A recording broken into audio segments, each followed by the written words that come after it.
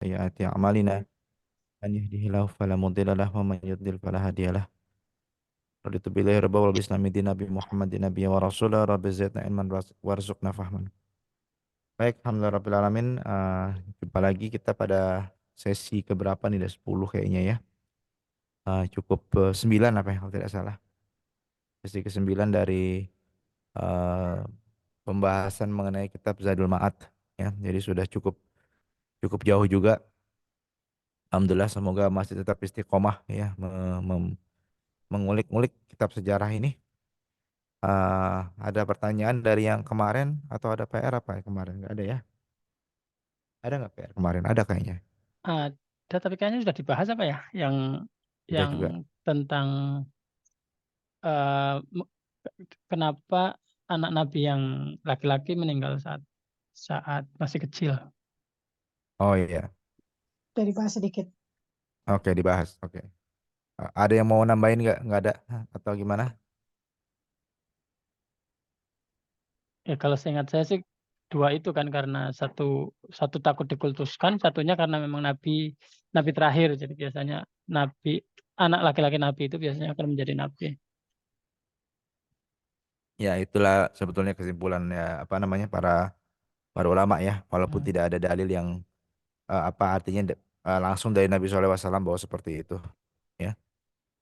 Artinya mengatakan bahwa meninggal karena itu ketetapan Allah Subhanahu Wa Taala. Cuman para ulama banyak mengambil apa namanya ibroh ya atau pengajaran bahwa sesungguhnya Allah Subhanahu Wa Taala yang menjaga apa namanya keturunan Nabi dari ya kan patriarki untuk pengkultusan ya.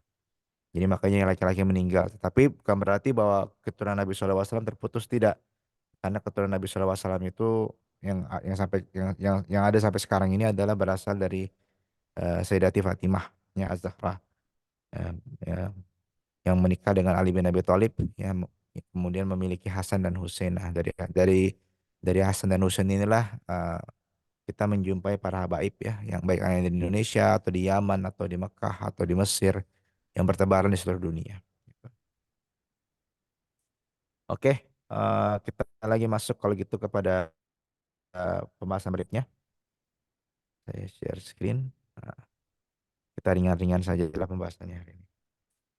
Hmm,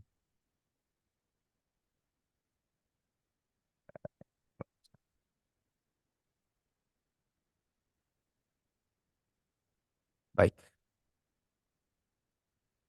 kelihatan ya. Ya, kelihatan Pak.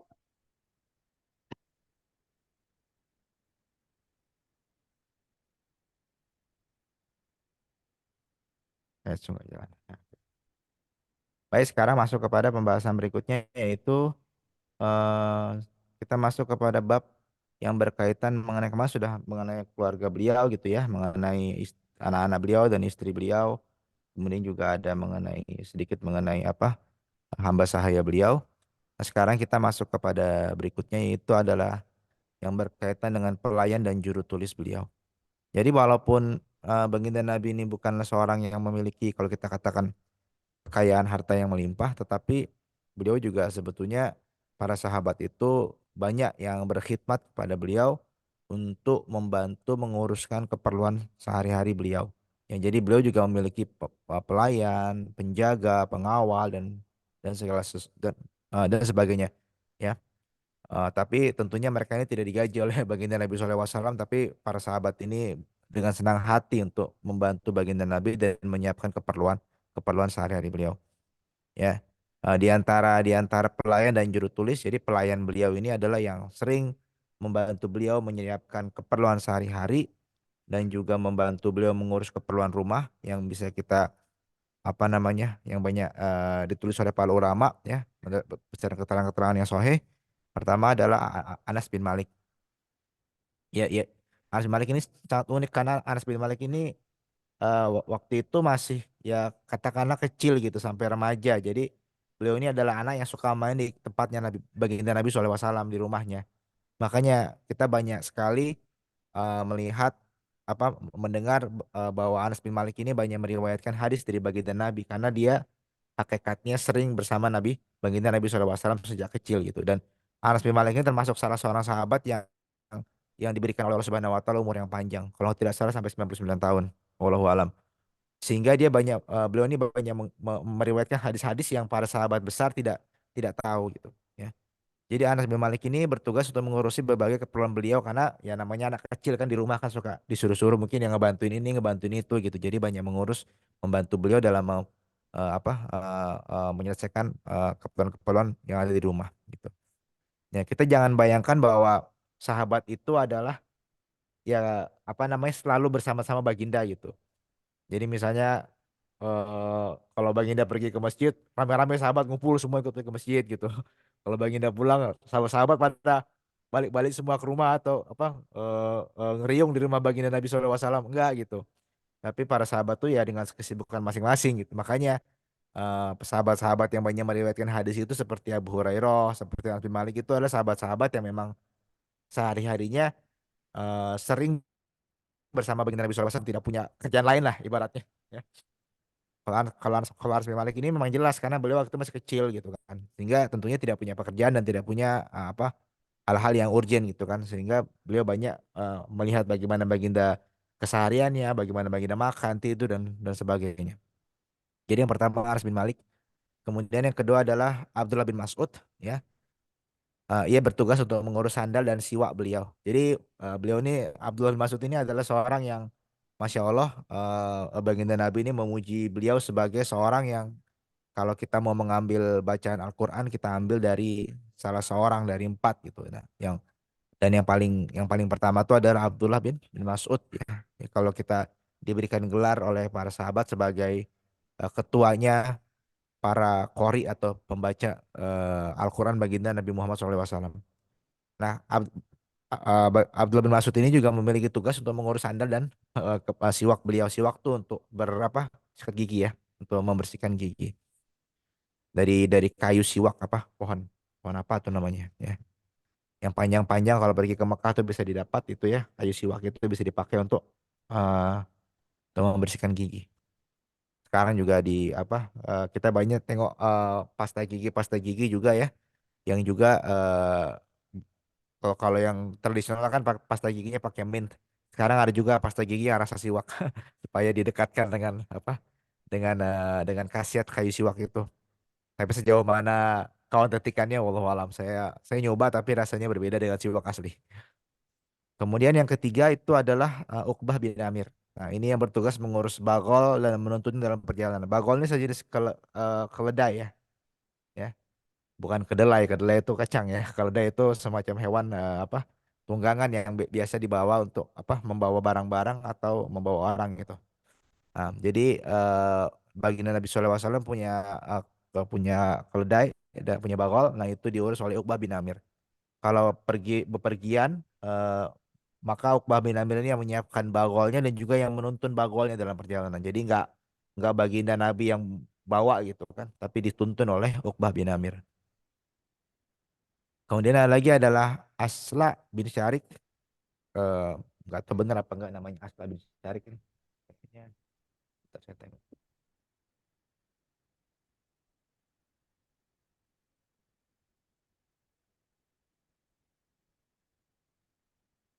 Sahabat ini betul Asla ada belakangnya Asla bin Syarik yang bertugas mengurus unta beliau. Ya, jadi sahabat Asla ini bertugas untuk mengurus unta beliau. Kemudian Bilal bin Rabah. Nah, ini kita sudah tahu lah bukan Bilal ya, Bilal bin Rabah salah tulis itu. Bilal bin Rabah ini adalah sahabat Nabi yang bertugas sebagai muazin. Ya, jadi seorang sahabat besar yang kita pun terkenal sampai sekarang ya. Muazinnya baginda Nabi SAW. Jadi muazin baginda Nabi SAW itu ada dua. Yang pertama Bilal bin Rabah, yang kedua adalah Abdullah bin Umi Maktum. Eh, apa namanya? Bilal ini adalah seorang yang bekas budak kemudian dibebaskan oleh Abu Bakar menjadi sahabat Nabi yang mulia gitu kan ya. Posisinya sebagai muazin baginda Nabi SAW. Dan ketika baginda Nabi SAW meninggal, Bilal ini berhenti untuk apa? Menjadi muazin di kota Madinah. Dan Bilal ini akhirnya pergi untuk berjuang jihad fisabilillah dan tidak lagi mau mengumandangkan azan. Kenapa?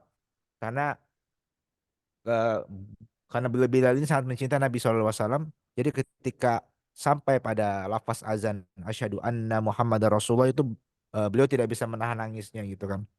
Sehingga apa namanya akhirnya beliau tidak mau lagi diminta oleh Abu Bakar dan Umar untuk berazan. Beliau tidak mau lagi untuk berazan eh, menjadi muazin karena tidak sanggup untuk mengucapkan lafaz asyhadu anna Muhammadar Rasulullah.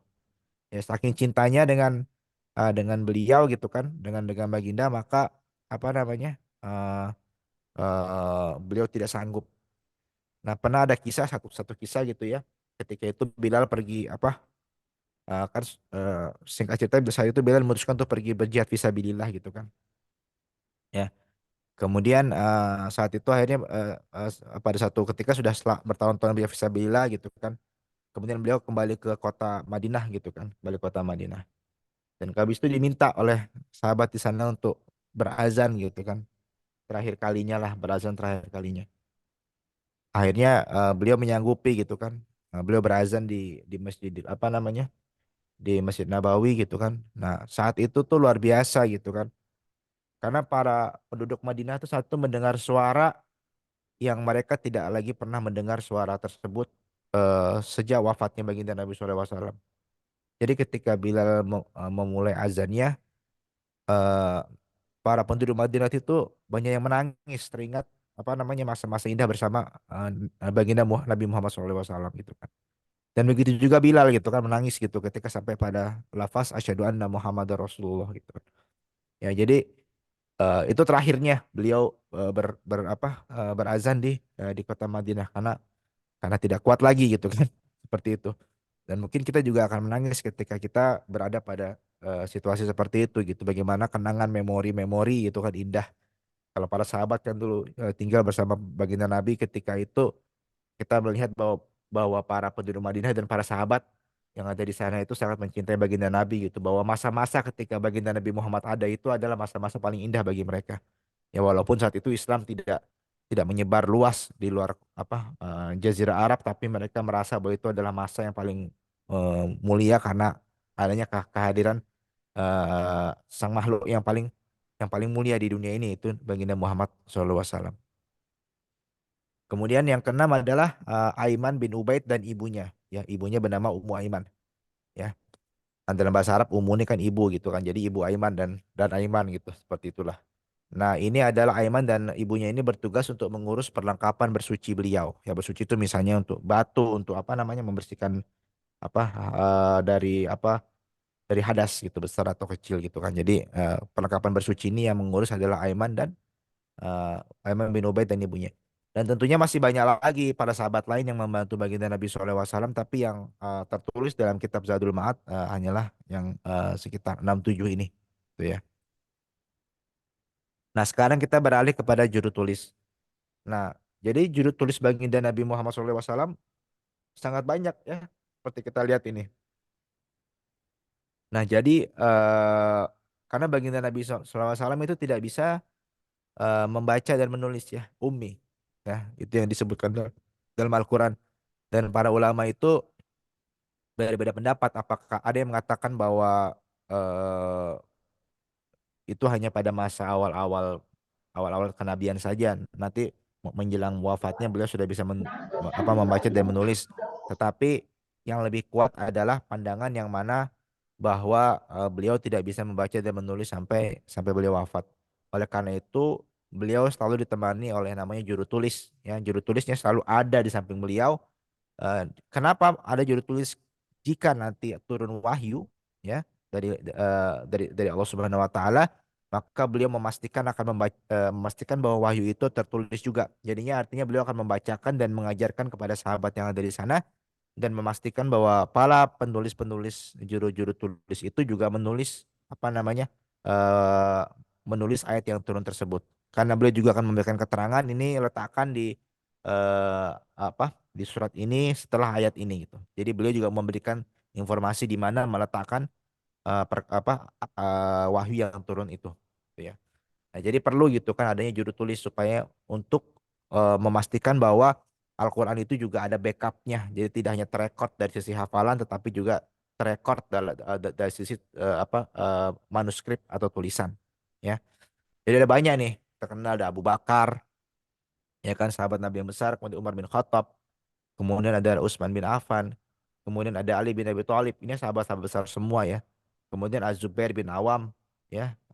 Kemudian ada Amir bin Fuhairah, kemudian ada Amr bin As, eh, ada Ubay bin Ka'ab, adalah Abdullah bin Al-Arqam, ada Sabit bin Qais, ada Hanzalah bin Arabi, ada Al-Mughirah bin Syu'bah, Abdullah bin Rawahah, ada Khalid bin Walid, ada Khalid bin Said bin Al-As, ada Muawiyah bin Abi Sufyan, ada Zaid bin Sabit, dan Abdullah bin Amr bin As. Jadi yang paling terkenal itu juru tulis itu biasanya ada dua tuh ya, semasa baginda. Yang pertama adalah Abdullah bin Amr bin As. Abdullah bin Amr bin As ini adalah anak dari Amr bin As ya. Bapaknya ini adalah yang menaklukkan Mesir ya di masa khalifahan masa khalifahan Umar bin Khattab. Tetapi masuk Islam itu belakangan ya. Anaknya itu lebih dulu masuk Islam. Nah, jadi Abdullah bin Amr bin As ini kalau tidak salah sudah menulis sejak beliau ini eh, eh, masih di periode Mekah. Jadi ketika baginda Nabi SAW masih di Mekah, itu Abdullah bin Amr bin As ini sudah menulis. Jadi ada hadis yang mengatakan bahwa baginda Nabi SAW melarang Abdullah bin Amr bin As untuk menulis kecuali apa-apa yang ada dari kitabullah. Ya, maksudnya dalam periode Mekah itu tidak diperbolehkan oleh Rasulullah SAW para sahabat menyalin apapun dari beliau kecuali apabila itu adalah wahyu atau firman Allah Subhanahu wa taala gitu. Kemudian kita kenal Zaid bin Sabit adalah sahabat yang muda yang sangat cemerlang gitu kan ya. Nah, kemudian yang kedua adalah terkenal adalah Muawiyah bin Abi Sofyan. Nah, kita kenal Muawiyah bin Abi Sofyan ini siapa?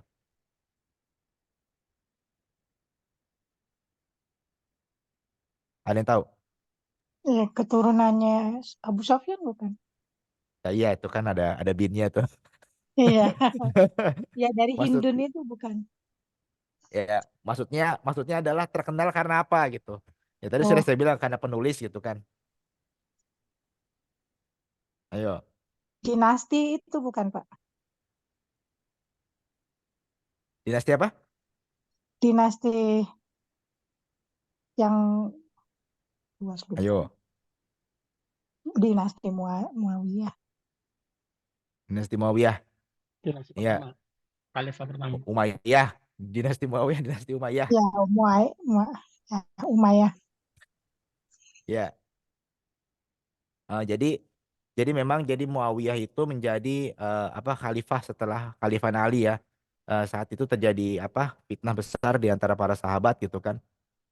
Jadi akhirnya Sayyidina Hasan itu menyerahkan kekhalifahan kepada Muawiyah bin Abi Sufyan gitu kan supaya umat Islam itu damai saat itu ya. Jadi beliaulah sahabat Nabi juga gitu kan. Makanya ketika para sahabat itu eh, terlepas dari langkah politiknya apakah benar atau salah saat itu ya, tidak sepakat dengan Ali bin Abi Thalib dan juga Hasan yang merupakan cucu baginda Nabi SAW, tapi beliau tetap adalah seorang sahabat mulia, pemegang rahasia Nabi Muhammad SAW, juga juru tulis yang beliau sayangi juga gitu, sehingga tidak bisa kita katakanlah mencaci maki atau menjelek-jelekan Muawiyah, karena kan kalau kita bicara masalah pergantian antara Khalifah Hasan bin Ali bin Abi Thalib kepada Muawiyah itu kan banyak fitnah. Ada yang mengatakan bahwa Sayyidina Hasan itu diracun oleh Muawiyah gitu kan. Wallahu a'lam bishawab, apakah betul atau salah.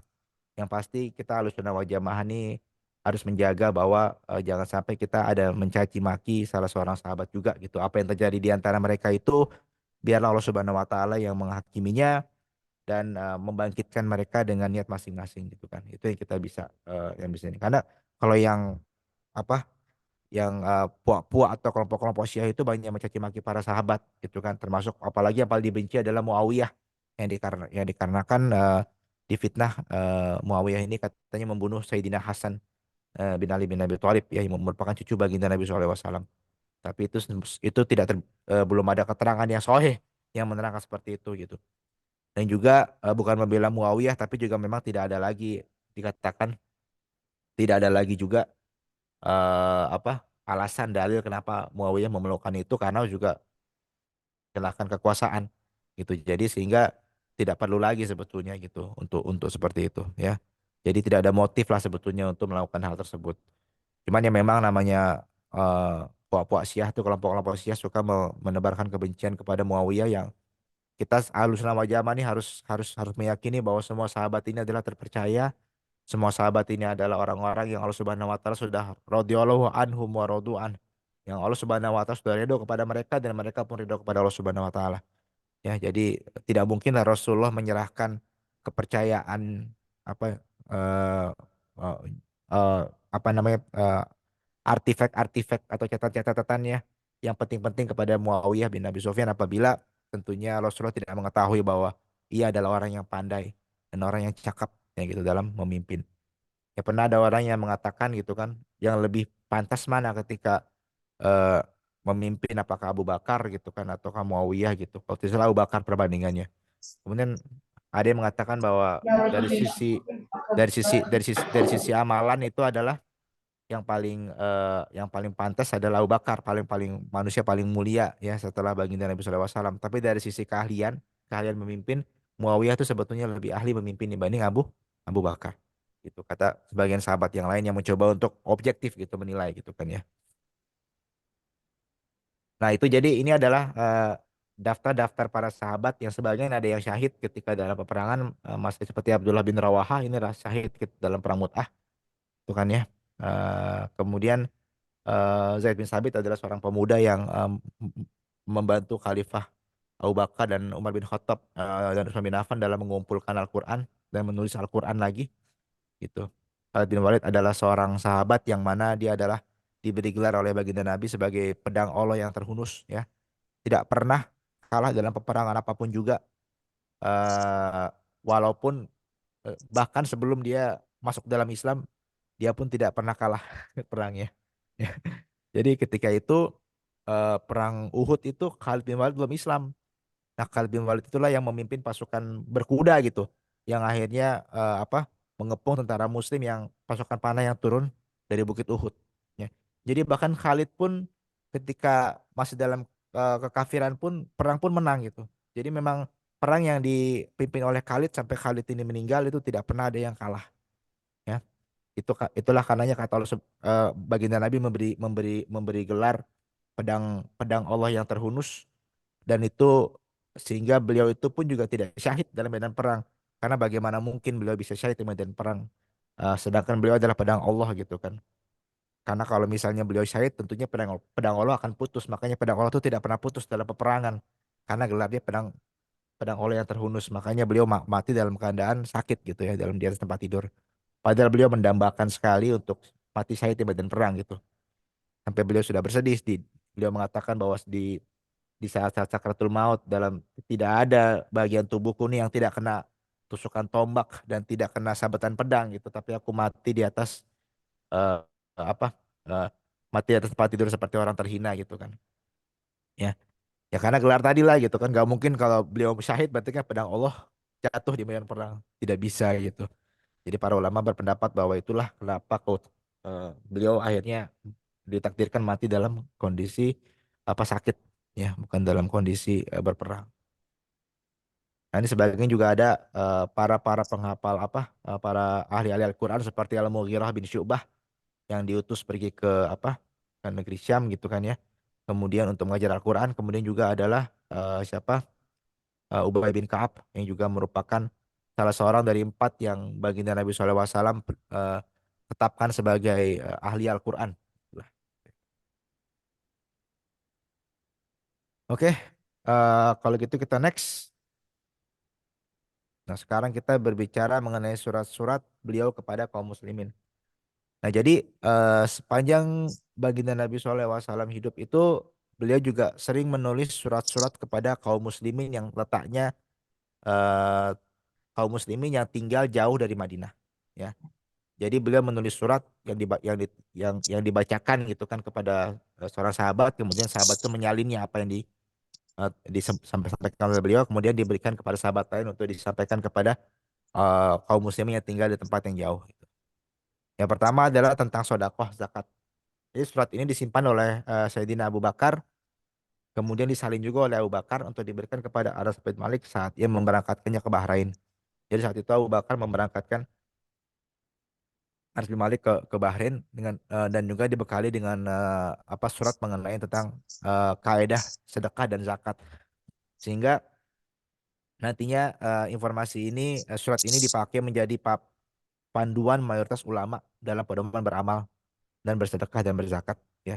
Karena jadi semua hukum-hukum tentang zakat itu dan sedekah itu sudah apa dikumpulkan oleh baginda Nabi SAW dalam satu satu satu tulisan gitu kan yang ditulis oleh para sahabat gitu.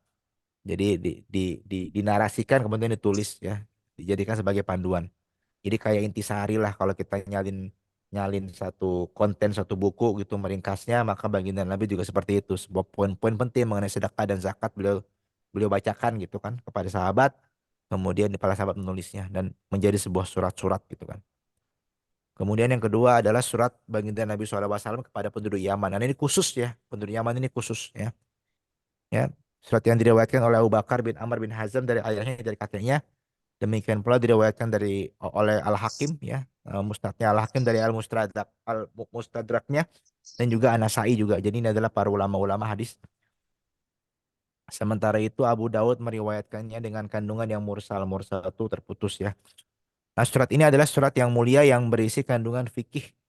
Jadi Nabi SAW itu meminta sahabat untuk menyalin satu surat yang berisi kandungan fikih tentang zakat, diat, ketetapan hukum, tentang dosa-dosa besar, tentang masalah talak, tentang pembebasan budak, hukum sholat mengenakan satu pakaian, dan hukum menyentuh mushaf dan lain-lain. Jadi karena saat itu kan sudah banyak para penduduk Yaman yang masuk Islam.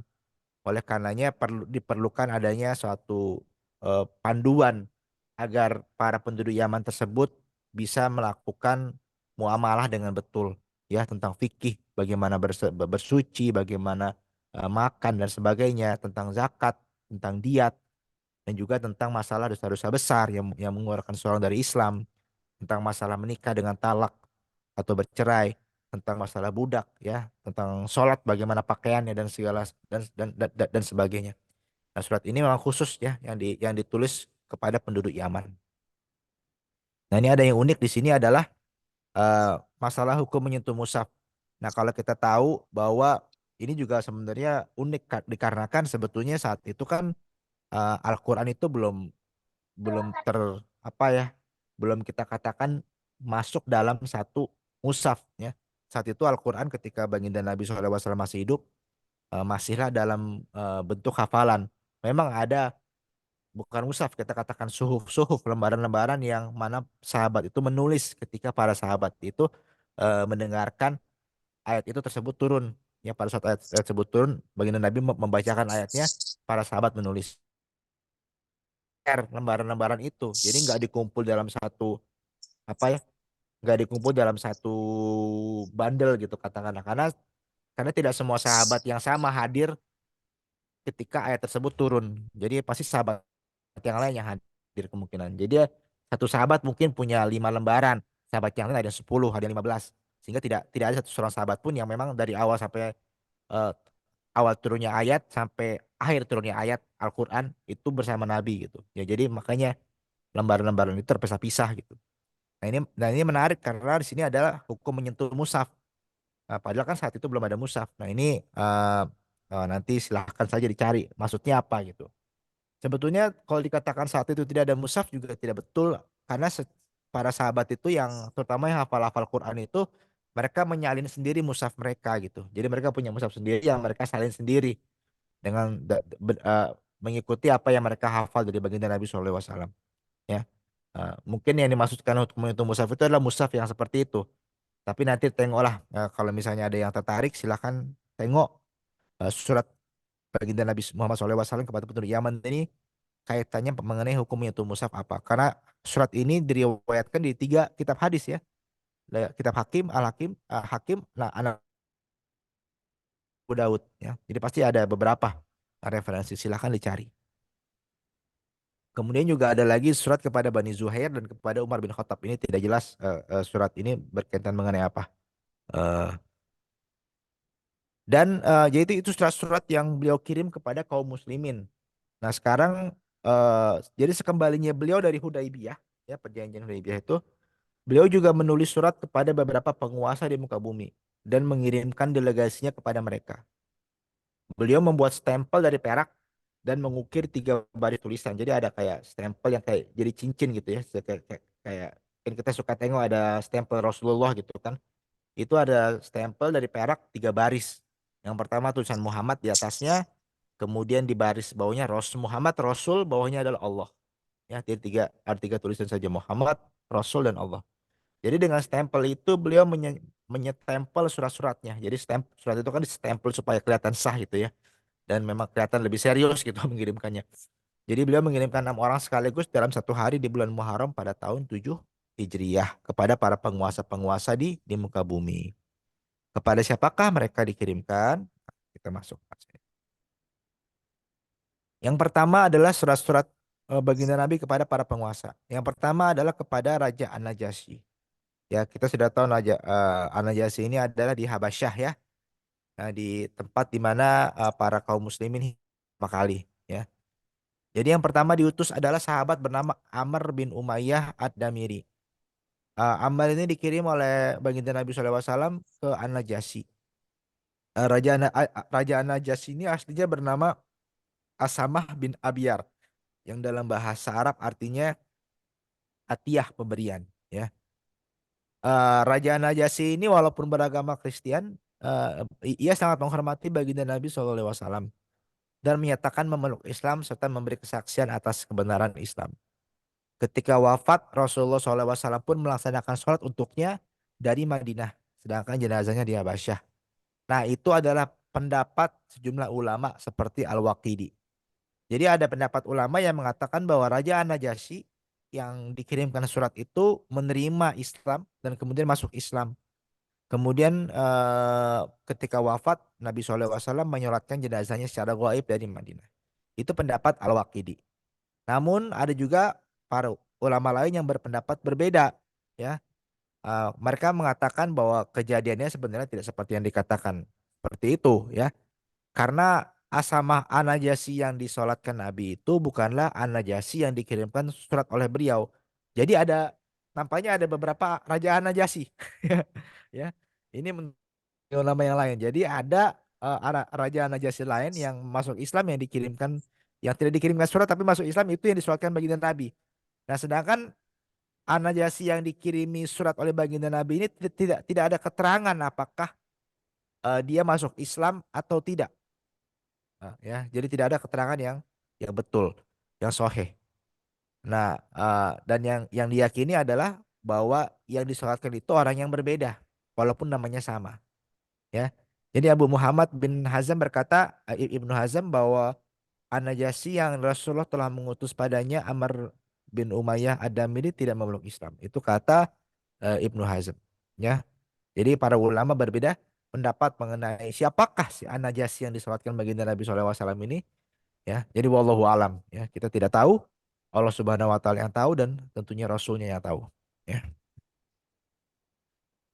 Yang surat kedua itu dikirimkan kepada Raja Kisra. Kisra ini apa kisahnya? Ada yang tahu nggak?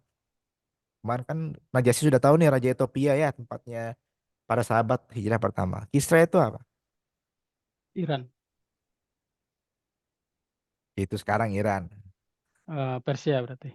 Ah ya, Persia. Jadi kerajaan superpower yang cukup besar di zamannya di zaman dulu ya, zaman zaman zaman zaman Oke. zamannya Nabi Muhammad SAW, yaitu adalah kerajaan Persia ya.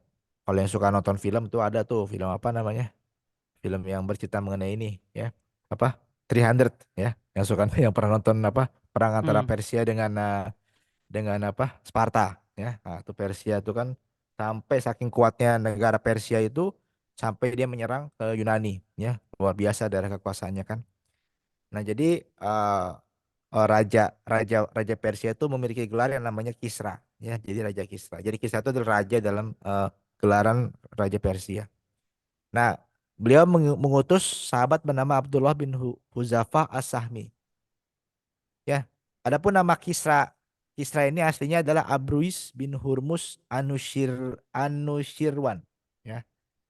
Ternyata ketika menerima surat dari baginda Nabi SAW, bukannya dia malah respect, bukannya dia menjawab dengan jawaban yang baik, tapi malah dia dengan sombongnya menyobek-nyobek surat Rasulullah SAW. Ya, sehingga ketika eh, disampaikan oleh sahabat itu apa yang dilakukan oleh si Kisra itu, maka Nabi SAW pun terus doakan agar ya Allah sobeklah kerajaannya. Ya, dan memang Persia itu dihancurkan sampai berkeping-keping di zaman kekhalifahan Umar bin Khattab, ya. Eh, dengan perang yang dipimpin oleh apa namanya? eh, Sa'ad bin Abi Waqqas dan juga Khalid bin Walid, ya, yang menaklukkan Nahawan saat itu. Jadi apa? Ditaklukkan kemudian di mendapatkan eh, banyak ghanimah rampasan perang, ya, permata, perhiasan semuanya, tapi itu semua dimasukkan oleh Khalifah Umar bin Khattab kepada Baitul Mal untuk keperluan kaum kaum muslimin, ya. Kemudian yang berikutnya adalah surat kepada Raja Heraklius. Heraklius ini adalah Romawi, ya. Jadi adalah Roman Empire. Jadi saat itu ada dua superpower besar di dunia, yaitu Persia dengan Romawi, yang selalu bertempur, ya, memperebutkan wilayah-wilayah yang ada di negara Asia. Nah, jadi Rasulullah SAW mengirimkan sahabat yang bernama Dihyah bin Khalifah Al-Kalbi kepada kaisar penguasa Romawi yang bernama Heraklius. Sebenarnya Heraklius ini pengen masuk Islam, tetapi tidak jadi dia lakukan. Jadi kan dia takut kalau dia masuk Islam nanti keselamatan dirinya terancam karena nanti dia tidak mendapatkan sokongan atau support lagi dari tentara-tentaranya dan para jenderal-jenderalnya. Ya, jadi dia mengurungkan niatnya untuk masuk Islam. Saat itu Raja Heraklius ini ada di wilayah apa namanya? Wilayah Syam, ya, sekitar Lebanon dengan Syria. Saat itu dia berada di situ. Jadi makanya para sahabat tuh nggak pergi ke Romawi tapi pergi ke situ, ya. Karena eh, Herakliusnya ada di situ gitu. Kemudian ia menulis surat balasan kepada baginda Nabi SAW bilangnya bahwa aku seorang muslim gitu, dan juga mengirimkan dinar kepadanya. Tetapi Rasulullah SAW tahu gitu kan bahwa musuh Allah ini telah berdusta. Dia bukan seorang muslim dan dia tetap pada agama Nasrani. Kemudian beliau pun membagikan hadiah dinar tadi, ya, uang tadi yang diberikan oleh Heraklius kepada kaum muslimin. Ya. Jadi dia tidak baginda Nabi tidak menyimpan dinar itu untuk diri sendiri, tapi dibagikan kepada kaum kaum muslimin. Ya. Tetapi kita lihat bahwa tanggapan raja-raja ini masih sangat respect gitu kan. Ada yang ngisi hadiah, ada yang ngasih apa gitu kan. Cuma si Kisra aja nih yang memang, ya, kalau kita katakan angkuh lah, mungkin merasa kerajaannya tidak tidak akan hancur gitu kan. Eh, tapi yang paling tragis kalau menurut saya dibanding semua raja ini, ya, yang terjadi pada Kisra inilah. Dan kemudian yang keempat adalah surat kepada Raja Muqawqis, ya. Ada yang tahu Muqawqis ini di mana? Mesir bukan? Ya, itu memang tulisannya ada Mesir tuh di bawah. Ya. Jadi Muqawqis ini adalah raja dari bangsa Koptik, ya, yang berkuasa di wilayah Iskandariyah di Mesir. Ya, diutus oleh baginda Nabi SAW Hatib bin Abi Bal'atah kepada Muqawqis yang bernama asli Juraij bin Ma'ina, penguasa dari Iskandaria dan juga pembesar masa Koptik. Jadi sampai sekarang Koptik itu masih ada, ya, orang-orang Koptik itu masih ada di Mesir, dan mereka itu beragama Nasrani. Jadi jadi nggak semua orang Mesir itu agamanya Islam, ada yang Kristen juga. Nah, yang Kristen itu mereka dari Koptik biasanya, ya. Ah, nah, saat itu ketika menerima surat, Raja Muqawqis ini menyambut baik surat tersebut, tetapi tidak memeluk Islam, ya, dan hanya menghadiahkan kepada Nabi seorang wanita bernama Maria Al-Qibtiyah nih, yang kemudian menjadi hamba sahaya baginda Nabi SAW, ya, yang melahirkan putranya yang bernama Ibrahim, dan dua saudaranya yaitu Sirin dan Qisar. Beliau mengambil Maria sebagai hamba sahaya dan memberikan Sirin kepada Hasan bin Sabit. Selain itu, Raja Muqawqis ini juga salam seorang budak wanita lain. Kemudian juga memberikan 1.000 miskol emas 20 lembar kain sutra Mesir, seekor bagol abu-abu ya. Bagol tuh kayak semacam keledai yang diberi nama Duldul ya. Jadi jangan jangan ada yang ngasih namanya Duldul ya. Itu kayak nama keledainya Nabi nanti. Dan seekor keledai abu-abu yang dipanggil Ufair. Nah, Ufair juga nggak boleh nama ya. Jadi kadang-kadang orang suka ngasih nama aneh-aneh gitu. Kasih nama Duldul atau Ufair. Padahal itu nama yang nggak bagus karena nama keledai gitu. Dan juga seorang diberikan juga hadiah seorang budak laki-laki yang dikebiri. Jadi ya zaman dulu sudah ada juga proses pengkebirian ya. Jadi ada, kau kan dikebiri itu ya. Jadi kalau di zamannya kekaisaran Cina itu dari Manchuria itu biasanya para para kasim itu yang pelayan raja itu anak-anak yang kecil dari kecil tuh udah dikebiri dia. Jadi dia mengabdi terus sama kerajaan dan tidak bisa menikah karena apa kemaluannya sudah dipotong gitu kan. Ya. Jadi juga zaman dulu juga ada yang budak ini bernama Mabur. Ya. Nah, kita lihat bagaimana Hmm. para raja ini kenapa ya mereka memberikan hadiah begitu banyak, tapi mereka nggak masuk Islam. Ya tadi itu sebetulnya mereka tuh mungkin yang seperti Heraklius dan Mukaukis ini mengetahui bahwa Islam itu benar sebetulnya. Ya kalau mereka ini adalah orang-orang yang memiliki apa namanya, yang memiliki pemahaman yang baik akan agama Nasrani, mereka mengetahui bahwa Nabi penutup itu sudah datang yaitu baginda Nabi Muhammad SAW. Tapi mereka tahu kalau mereka masuk Islam nanti kerajaan mereka akan goncang gitu.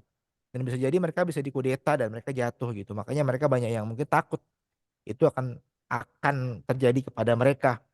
Ya makanya mereka ibaratnya membohongi dirinya sendiri lah gitu. Tapi itulah memang fakta ya. Sebagaimana yang terjadi pada Heraklius dan juga Mukokis. Tentunya kalau kalau mereka tidak menganggap bahwa seruan baginda Nabi SAW itu sangat berharga, mereka tidak akan memberikan hadiah dinar dan emas tentunya sebagai ganti penghormatan ya. Karena saat itu siapa sih baginda Nabi SAW? Hanyalah seorang penguasa kota Madinah gitu ya. Tidak memiliki tentara yang besar ataupun daya tawar yang besar di hadapan raja-raja besar ini. Tapi mereka memberikan penghormatan yang besar kepada baginda Nabi karena apa? Karena mereka tahu yang dibawakan itu seruan itu adalah seruan yang betul gitu. Tapi dunia itu kadang-kadang berat untuk untuk dilepaskan ya. Nah itu. Nah kemudian eh, surat kepada Raja Balqa. Balqa ini adalah di lembah Yordania ya. Kalau mau tahu Balqa ini dari mana? Dari lembah Yordania di mana ibu kota Yordania Aman berada itu adalah di wilayah Balqa ya. Beliau mengutus Suja bin Wahab al-Asadi kepada Al-Haris bin Abi Syamir al-Ghassani penguasa Balqa. Ini adalah pendapat yang dikatakan oleh Abu Ishaq dan Al-Waqidi. Ada juga yang mengatakan bahwa ia dikirim kepada Jabalan bin Aiham. Ya, ada juga yang mengatakan Syuja bin Wahab ini diutus kepada dua-duanya, kepada Al-Haris dan juga kepada Jabalan. Wallahu alam. Kemudian beliau juga mengirim Salid bin Amar kepada Hauzah bin Ali Al-Hanafi di Yamamah. Yamamah ini adalah wilayah di bagian timur Arab Saudi, ya, yang di daerah Najd. Najd ini adalah asal muasal kabilah As-Saud yang sekarang penguasa Arab Saudi, ya di daerah Najd. Yamamah ini juga tempat yang terkenal dikarenakan merupakan tempat peperangan terakhir, eh, peperangan besar antara pasukan kaum muslimin melawan pasukannya Musailamah Al-Kadzab yaitu di Bani Hanifah ya, di Yamamah yang di mana di situ syahidlah gugurlah 70 orang sahabat Nabi SAW yang penghafal Al-Quran, yang akhir dari pertempuran itulah yang menjadi cikal bakal mulainya Abu Bakar dan Umar menginisiasi proses kompilasi suhuf-suhuf atau lembaran-lembaran Al-Quran yang ditulis oleh para sahabat terpisah-pisah ya untuk menjatuhkan jadi satu gitu supaya terjaga, memastikan kalau nanti ada perang-perang lagi dari banyak sahabat yang hafiz Quran meninggal atau syahid, Al-Quran itu tetap terpreserve karena ada musafnya ya, musaf imamnya. Nah, jadi surat ini dikirim kepada penguasa wilayah Yamamah saat itu. Ada juga yang mengatakan dikirim kepada Sumamah bin Asal Al-Hanafi. Ya, adapun Hauzah tidak memeluk Islam dan hanya Sumamah yang memeluk Islam di kemudian hari menurut keterangan para ahli sejarah. Nah, yang tadi itu adalah enam surat yang dikirim langsung oleh baginda Nabi dalam satu hari ya. Jadi baginda Nabi langsung mengutus 6 orang ya seperti yang dituliskan di sini ya. Mengutus kepada beberapa penguasa dalam 6 orang sekaligus dalam satu hari di bulan Muharram ya. Kepada tadi itu Raja Najasyi, Kisra, Heraklius, Muqawqis, Raja-Raja Balqa dan juga kepada yang ada di penguasa Yamamah. Nah, kemudian tahun berikutnya beliau juga mengirim surat kepada pemimpin Oman ya pada bulan Zulqa'dah tahun 8 Hijriah. Diutus Amr bin Al-As kepada Jaifar dan Abdullah, 2 orang putra eh, Al-Julanda Al-Azdin di Oman. Ya, jadi diutus kepada pangeran-pangeran Oman saat itu. Jadi dua orang yang putra ini Al-Julanda ini pun masuk Islam ya dengan penuh ketulusan dan mereka memberikan kekuasaan kepada Amr bin As untuk mengambil sedekah di antara penduduk Oman dan menetapkan hukum Islam di antara mereka. Nah, jadi Amr bin As ini terus berada di Oman sampai datangnya berita tentang wafatnya Rasulullah sampai kepadanya. Kemudian adalah berikutnya dikirimkan surat kepada Raja Bahrain, ya. Dikirimkan Al-A'la bin Al-Hadrami kepada Munzir bin Sawa Al-Abdi sebelum kepulangnya dari Jiranah. Ada yang mengatakan ini terjadi sebelum penaklukan Mekah. Nah, ada yang tahu nggak Jiranah di mana? Jadi sebelum kepulangannya Nabi SAW dari Jiranah, beliau mengutus Al-A'la bin Al-Hadrami kepada penguasa Bahrain. Ada yang tahu nggak Jiranah ini di mana dan terkenal karena apa? Ayo, Nggak tahu. nggak tahu. Yang baru balik dari Arab. Aduh, main ke Sam- Jiranah enggak? Enggak, no comment. Ada nggak yang baru balik dari Arab nih sini? besar.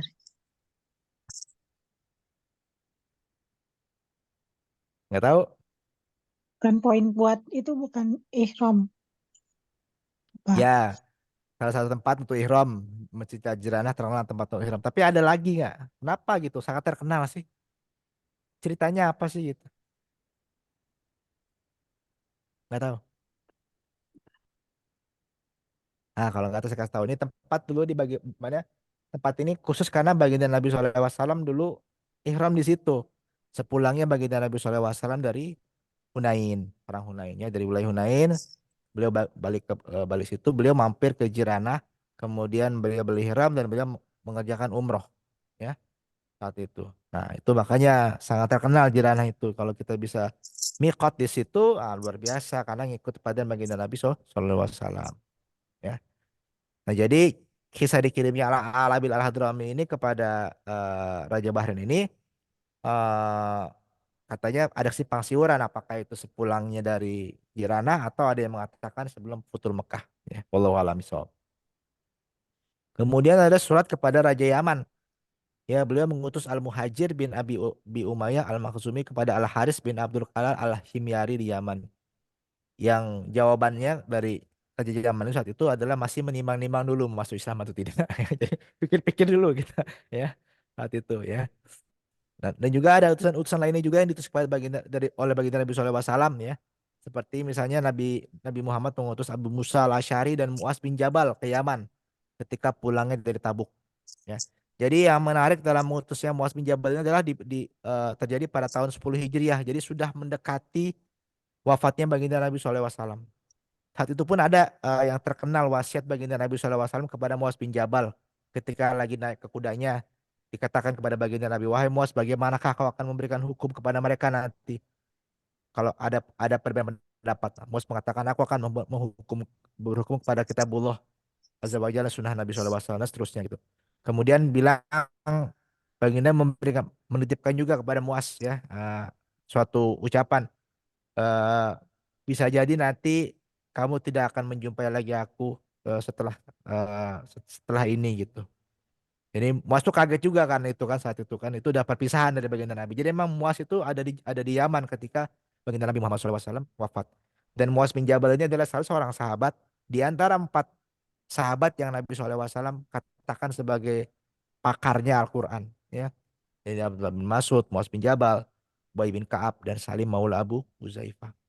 Maka diutuslah Mu'az, seorang yang sangat mahir dalam Al-Quran, ya, kepada penduduk Yaman, dan juga untuk menyuruh kepada Islam, sehingga mayoritas penduduk Yaman pun masuk Islam secara sukarela tanpa peperangan. Setelah itu beliau mengirimkan Ali kepada mereka. Kemudian ia bertemu beliau di Mekah ketika melaksanakan, ya. Nabi juga mengutus Jarir bin Abdullah Al-Bajali kepada Zilkala Al-Himyari dan Zi Amr. Keduanya pun masuk Islam. Beliau juga mengutus Amr bin Umayyah Ad-Damiri kepada Musailamah Al-Kadzab, tetapi Musailamah tetap tidak mau masuk Islam. Jadi Musailamah itu sudah ada zaman baginda Nabi. Sudah ngaku-ngaku Nabi juga dia. Ya. Makanya diberikan gelar oleh baginda Nabi Muhammad SAW, Musailamah itu Al-Kadzab, sang pendusta. Sudah diseru untuk masuk Islam, tetapi tidak mau masuk masuk Islam juga, gitu. Nah, inilah sepotong kisah yang bisa kita kutip, ya, dari kitab Zadul Ma'ad karangan Ibnu Qayyim al-Jauziyah yang berkaitan mengenai surat-surat baginda Nabi Shallallahu Alaihi Wasallam. Jadi kalau kita tahu bahwa ternyata Nabi Muhammad ini sibuk sekali, ya, ngirim utusan, ngirim surat. Maksudnya effort yang dilakukan oleh baginda Nabi ini untuk menyebarkan Islam ini sangat-sangat sangat-sangat tinggi. Ketika beliau belum punya kekuasaan, beliau berdakwah secara fardiyah dengan ayat-ayat Al-Quran, gitu kan. Ketika beliau sudah punya kekuasaan, beliau mengirimkan surat kepada penguasa-penguasa lain. Karena itu adalah strategik, dakwah secara strategis. Kalau beliau bisa mengajak rajanya masuk Islam, ada kemungkinan besar bahwa pengikutnya juga bisa masuk Islam atau rakyatnya. Jadi lebih mudah untuk mengajak seseorang ke dalam Islam, ya. Nah, wallahu a'lam bishawab, gitu. Ini silakan apabila ada pertanyaan, eh, kami persilahkan.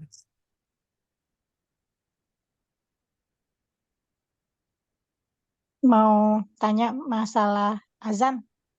Ya, Eh, Azan itu kan bukan, maksudnya ya masalah tentang Bilal itu kan, maksudnya yang pertama muazin gitu.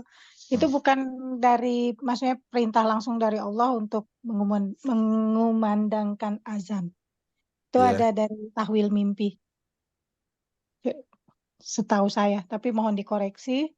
Terus yang kedua mengenai apa, kan tadi ada dibahas tentang surat-surat penduduk Yaman, ya, ada fikih-fikih, terus tentang hukum-hukum tentang muamalah. ya, Lalu bagaimana kaitannya dengan sekarang kalau misalnya ada fikih kontemporer, misalnya kayak contoh donor organ. Sekarang kan ini lagi ada nih di Denmark gitu, maksudnya hmm, donor organ tubuh gitu. ya. Mana Jadi, hukumnya? Itu deh. oke.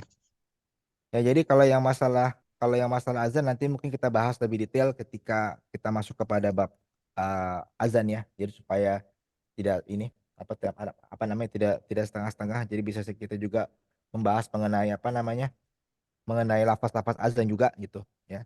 Tapi memang berkenaan masalah azan itu kalau kita tengok dalam sejarah itu adalah sebetulnya saat itu ada berbagai macam pendapat, apakah dia sesuatu yang takwil dari mimpi ataukah memang saat itu spontanitas, gitu kan. Nabi SAW perbuatan yang fi'liyah. Nabi SAW itu apa namanya, mendiamkan ketika ada perbuatan yang ketika Nabi SAW dilakukan para sahabat, kemudian Nabi SAW mengiyakan, berarti itu adalah sesuatu yang diperbolehkan juga, ya. Nah, jadi azan itu termasuk yang dalam dalam dalam kondisi seperti apa namanya, dalil apakah lafaznya itu dari mimpi ataukah apakah dari wahyu atau tidak, gitu. Tapi yang kita yakini adalah satu, bahwa semua yang baginda Nabi SAW perintahkan itu hakikatnya adalah wahyu dari langit. Apakah dia wahyu itu Al-Quran ataukah dia wahyu itu yang kita sebut sebagai hadis qudsi atau suatu kabar dari Allah Subhanahu wa taala yang bukan wahyu, tetapi Allah Subhanahu wa taala mengatakan kepada malaikat Jibril, kabarkanlah kepada Muhammad agar dia suruh begini. Nanti malaikat itu memahami dengan bahasanya sendiri, kemudian menjabarkan kepada Rasulullah dengan bahasanya yang dipahami Rasulullah. Tapi itu bukan Al-Quran, gitu. Ada juga seperti itu. Nah, jadi nanti kita akan bahas lebih detail ketika masuk kepada bab itu mengenai azan. Kemudian masalah fikih kontemporer. Nah, kalau fikih kontemporer itu kenapa disebut fikih kontemporer? Ya karena zaman dahulu tidak ada hukuman seperti itu, ya. Contohnya misalnya ya kayak tadi organ tubuh gitu kan, atau donor darah itu juga di zaman dulu tidak ada kan? Ya karena nggak ada zaman masa dulu, eh, kedokteran itu belum sampai pada level itu. Nah sehingga oleh karena itu para ulama-ulama karena hukumnya tidak ada, dalil-dalil yang pasti tidak ada, maka para ulama eh, melahirkan metode-metode bagaimana supaya kita bisa mengambil hukum terhadap perkara ini yang zaman dahulu itu tidak ada ketetapan pastinya. Dan ini juga sebetulnya dan sudah dilakukan bukan ulama kontemporer aja, sudah dilakukan oleh ulama-ulama zaman dahulu juga semenjak zamannya tabiin. Karena ketika baginda Nabi SAW wafat, itu sudah mulai banyak perkara-perkara baru yang tidak pernah ada sebelumnya. Dan sehingga para ulama saat itu, murid-murid para sahabat ya tabiin dan tabiin itu membuat satu kaedah supaya sesuatu yang tidak ada nasnya, tidak ada dalilnya bisa juga ditarik hukumnya. Ya. Akhirnya eh, lahirlah kaidah yang disebut sebagai kaidah usul fikih, ya kan? Nah, ini awal-awalnya adalah dari seperti kaidah usul fikih ini banyak. Imam Abu Hanifah punya kaidah usul fikih, Imam Malik punya kaidah usul fikih, Imam Syafi'i punya kaidah usul fikih, Imam Hambali juga punya kaidah usul fikih yang berbeda-beda jumlahnya kaidah usul usul fikih. Kaidah usul fikih ini adalah usul itu adalah asalnya fikih itu hukum, asal hukum. Jadi menggunakan satu dalil untuk dan mengkiaskan dalil tersebut, memisalkan dalil tersebut seumpama dalil yang lain. Sehingga misalnya adalah ketika ada kondisi misalnya masalah ini, apa contoh ya? Eh, Misalnya adalah masalah ketika seseorang minum khamar, ya. Orang minum khamar itu kan zaman dulu kan, khamar itu kan sesuatu yang memabukkan tetapi bentuknya kan mungkin perahan apa gitu kan. Sekarang kan nggak kayak gitu, nggak pakai perahan itu. Sekarang kan pakai alkohol gitu. Nah, alkohol itu sebetulnya khamar atau bukan? Kan beda bahannya, pembuatannya. Hanya khamar itu ya orang tahu khamar itu gitu. Nah, akhirnya diambil usul fikih berarti ditarik karena khamar itu adalah memabukkan dan semua yang memabukkan itu adalah khamar. Jadi khamar itu jadi definisi. Tariklah suatu hukum apapun juga yang bisa bikin orang mabok. Kalau tadi yang nggak mabok, kemudian jadi mabok gara-gara minum itu, maka dia digolongkan sebagai khamar dan haram. Nah, inilah kaidah usul fikih. Ya, jadi di satu hukum itu ditarik kepada hukum asalnya dimisalkan sama dia, ada kesamaannya, maka ditariklah kesamaan itu. Nah, itulah kaidah kaidah usul fikih. Karena kalau dia bilang kan, eh, kalau katakan bahwa yang haram itu alkohol, Ustaz, bukan. Kalau kita bicara produk minuman itu, yang haram itu adalah produknya, bukan kandungannya. Kalau alkohol itu nggak haram. Wah, bingung Ustaz. Wah, kok nggak haram? Coba tengok yang sekali sekali lagi, yang balik dari Arab siapa? Sempat beli minyak wangi nggak di sana? Kalau beli minyak wangi, tengoklah minyak wangi yang Al Oud itu yang mahal-mahal tuh. Itu ada alkoholnya semua tuh. Ya. Dipakai sama Imam Masjidil Haram. Ada alkoholnya, etanol, ada tuh etanol gitu kan. Ini gimana nih? Salat Iya sah nggak nih sih, gitu? ya kan ya Kak. Iya, Ya kan? Ada kan ya? Yang beli iya Al ya Oud Kak, itu iya. Iya ada. Kak, iya. Eh. Itu Nah, haram kalau nggak, Pak? Itu untuk Iya kalau Kak, makanya parfum gitu. kalau pakai logika dipakai sholat sama Imam Masjidil Haram yang nggak haram berarti kan? Nah, gitu. Itu usul fikih Ustaz, bukan gitu usul fikihnya. Ya. Jadi Asal makanya asal nggak diminum, Pak. ya karena memang nggak bisa diminum. Bukan, karena alkoholnya itu bukan alkohol yang buat diminum. Karena kalau kita minum alkohol yang ada di bir, ya kita nggak apa-apa. Kalau kita minum alkohol yang minyak wangi, kita mati langsung. Jadi itu bukan untuk dikonsumsi, gitu kan? Karena alkohol itu, gitu, ya. Nah, jadi makanya pentingnya kalau orang Homer itu, kalau orang nanya sama saya teman-teman Denmark, yang Homer itu adalah produknya, bukan alkoholnya. Jadi kalau misalnya di tape itu ada alkohol, benar nggak? Ada kan? Tapi kita nggak makan tape apa kita jadi haram kan nggak? Ya. Kenapa? Karena alkoholnya sedikit Ustaz. Ya, maksudnya alkohol itu katanya karena itu adalah ekses Ustaz dari produk itu. Sama aja saya bilang kayak gitu. Makanya kenapa kalian jangan gitu ngomong, kenapa? Makanya jadi nggak konsisten kita sama itu. Jadi kalau para ulama itu sebenarnya gampang menentukan itu suatu itu haram atau tidak, hamar atau tidak apa. Kasih aja itu barang itu kepada orang yang nggak pernah mabok. Kalau dia makan atau minum kemudian dia mabuk maka itu ada haram. Itu hamar jatuhnya gitu. Ya. Jadi yang nggak pernah mabok ya. Karena kalau misalnya saya ngomong gitu sama orang Bremen, dia bilang, saya minum satu nggak mabok. Lah itulah makanya bedanya. Kalau kamu kasih ke saya langsung mabok minum itu. Makanya jadi haram saya bilang. Ya. Kalau mereka kan minum kuat, saya udah biasa gitu kan. Ya kan? Ya. Jadi kalau orang yang nggak pernah mabok dikasih minuman itu langsung mabok, lah itu haram berarti. Itu hamar. Jadi cara menentukan seperti itu. Itu kan kaidah usul fikih sebetulnya. Ya. Semua itu kaidah usul fikih. Jadi menetapkan suatu haram atau halal atau enggak itu kaidah usul fikih. Dan kaidah usul fikih ini kalau berkaitan hal yang kontemporer itu bisa berbeda pendapat para ulama. Dan sekarang saya kasih tahu juga bahwa ya saya juga baru tahu gitu ketika baca-baca bahwa ternyata kadar haramnya Homer itu imam empat mazhab itu nggak sepakat loh, satu gitu. Jadi ada yang kadarnya berapa gitu. Imam Abu Hanifah berbeda gitu. Makanya ada yang mengatakan bahwa boleh minum alkohol sedikit kalau nggak mabuk, kalau kadarnya seberapa gitu, sebagaimana mazhabnya Hanafi. Ada yang berbeda pendapat gitu kan mengenai kadarnya, kebolehannya gitu. Nah, walau alam bisawab ya. Itu juga ada. Jadi Islam itu sangat luas sebetulnya. Tapi jangan habis ini langsung pada beli bir gitu. Maksudnya langsung, ah kita beli bir lah gitu, ambil yang lain gitu. Maksud saya adalah untuk Tekan ya Pak menandakan ya. ya kalau misalnya ada perbedaan pendapat itu harus dicek dengan betul gitu kan. Dicek betul adalah kamu nih mazhabnya apa gitu. Kamu apakah ini pendapat dari mazhab kamu seperti itu gitu. Artinya kita lapang dada sama orang yang berbeda pendapat ya.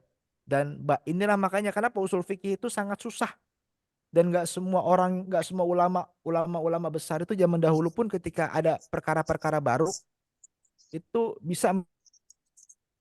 Saat itu kalau nggak salah Imam Malik atau Imam Ahmad bin Hambal, saya tidak ingat ceritanya, yang ada seorang Malik, kalau tidak salah Imam Malik seorang datang kepada Imam Malik membawa 44 permasalahan ya, pertanyaan 44, jauh dari tempat yang jauh. Kemudian eh, dari 44 ini yang mampu dijawab oleh Imam Malik hanya 4 saja. Habis itu orang ini kesal kan, saya udah capek-capek datang jauh-jauh cuma bisa dijawab 4 gitu.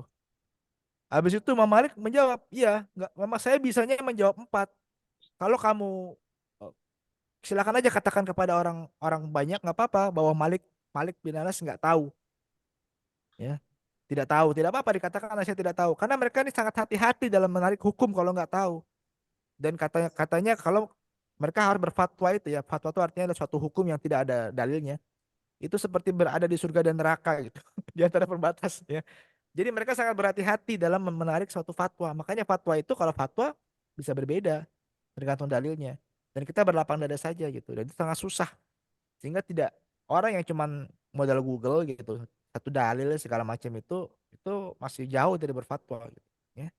Nggak bisa kita modal satu dalil kemudian kita ambil kias pendapat yang menarik pendapat fikih yang lain. Jadi harus hati-hati. Makanya ada scholar of ada apa namanya scholar of fikih ya, ada ulama-ulama fikih, ada school of fikih, school of Islamic thought. Jadi kita harus menghormati teman-teman yang Hanafi, yang Maliki, yang Syafi'i dan Hambali. Itulah bedanya kalau kita belajar fikih, kita kuliah di Mesir, itu kita akan masuk ke kelas fikih dikelompokkan berdasarkan mazhab dan dari mana kita berasal. Kalau kita berasal dari negara Pakistan, Turki atau India, maka kalau kita kuliah di Mesir, kita ambil fikih, nanti kita dimasukkan ke kelas fikih yang fikih itu ada fikih Hanafi. Kalau kita dari Indonesia, Malaysia, Singapura, Brunei, Thailand, itu masuknya ke fikih Syafi'i, ya. Kalau kita apa dari Maroko, dari Aljazair, dari Tunisia, masuknya ke fikih Maliki, apa masuk ke masuk ke fikih Maliki gitu. Kalau yang dari Indonesia Syafi'i, yang tadi maaf, Indonesia Syafi'i, kalau yang itu Maliki yang dari Afrika Utara. Kemudian kalau yang dari apa negara Teluk seperti Kuwait, Bahrain gitu kan, apa namanya Arab Saudi, itu masuknya ke fikih Hambali gitu. Jadi itu dikelompokkan dan kita memang ketika dapat ijazah dari institusi Mesir itu pasti ditulis fikihnya apa Syafi'i gitu kan. Saya punya ijazah Al-Quran, tulisnya mazhab fikih Syafi'i gitu. Karena ya otomatis orang Indonesia gitu ya atau Malaysia Syafi'i gitu. Ya. Jadi makanya belajar itu fikih itu harus sesuai dengan metodenya karena metode Imam Hanafi dengan metode Imam Maliki beda belajarnya. Jadi harus ikut kepada metode yang betul. Ya, jadi dalam satu metode tidak mungkin berbeda dengan metode yang lain. Jadi kalau satu ngambil dalil caranya berbeda dengan yang mazhab yang lain itu wajar. Kita sebagai mutabi yang mengikut ya kita eh, lapang dada aja gitu. Tanya pada ulama fikih yang mazhab yang kita anut. Itu ya masalah fikih kontemporer.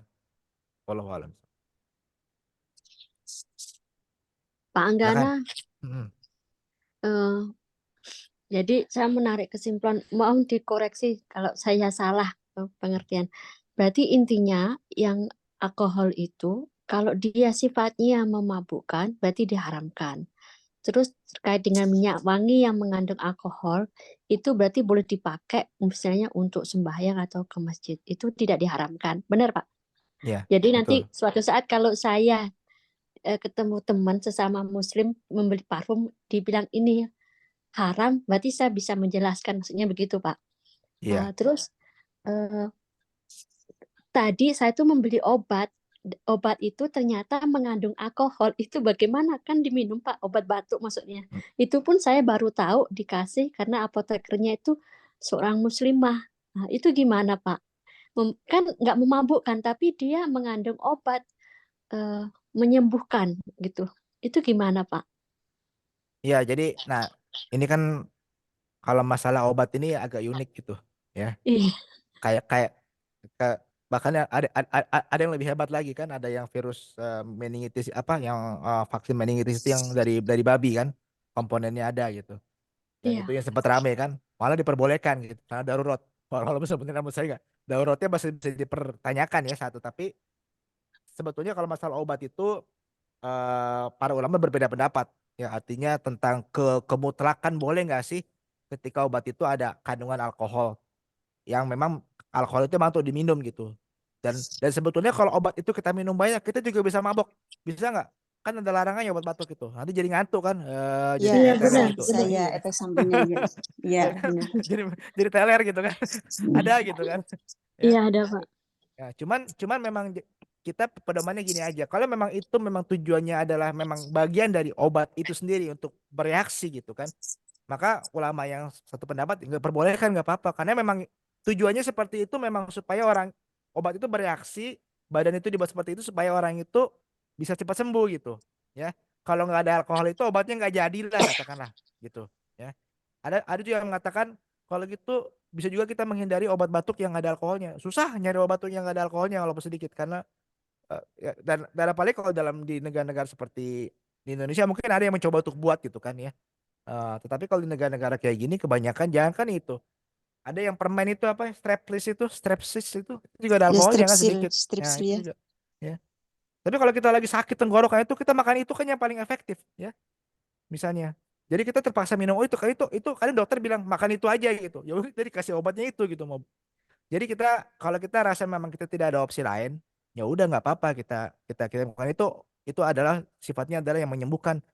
Kalau kita mau bertarung dalil antara jangan menggunakan yang haram segala macam itu panjang dalilnya banyak banget gitu Hmm. ya jadi itu nggak akan habis sampai sampai malam kita kita berini jadi bagi saya adalah ya kalau kita bisa dialakan ya alhamdulillah gitu tapi kalau nggak ada opsi ya udah apa yang ada kita berobat kita minum Bismillah ini memang niatnya untuk ini bukannya kita mau mabok gitu kan niatnya memang kita mau berobat niatnya gitu yang ada ini ya udah minum aja karena ada ulama juga yang membolehkan kalau berobat gitu, karena memang kondisinya nggak ada yang lain. Apalagi seperti di sini ya. Dan obat itu kalau di Timur Tengah pun juga orang sudah banyak yang paham. Jadi nggak, yang justru masalah obat itu ya, yang rame itu di Indonesia saja. Masalah ada alkohol atau enggak. Saya kadang beli waktu di Arab Saudi saya beli beli apa? Beli semacam vitamin gitu yang bisa dikunyah-kunyah gitu kan. Kan saya pikir semuanya itu kan pasti halal tuh ya dari Arab Saudi gitu kan. eh Ternyata saya tengok cuma ditempel aja stikernya pakai bahasa Arab tuh kan. Ya, ada gila pas saya buka stiker bahasa Arabnya itu ternyata obat itu vitamin itu berasal dari Belanda dan ada gelatinnya gitu, tapi nggak disebut gelatin apa gitu. Lah, saya bilang ini nggak ada label halal, coba coplok pakai ini aja. Saya bilang gimana nih, udah dimakan banyak lagi. ini belinya di apotek di depan Masjidil Haram gitu. Lah kan Astagfirullah. masa babi.